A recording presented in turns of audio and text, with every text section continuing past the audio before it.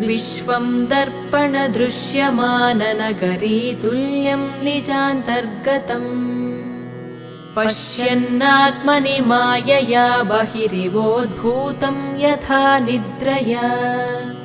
यः साक्षात् कुरुते प्रबोधसमये स्वात्मानमेवाद्वयम्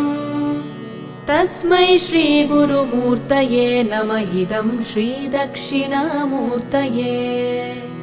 तस्मै श्रीगुरुमूर्तये नम इदं श्रीदक्षिणामूर्तये बीजस्यान्तरिवाङ्कुरो जगदिदं प्राङ्निर्विकल्पं पुनः मायाकल्पितदेशकालकलना वैचित्र्यचित्रीकृतम्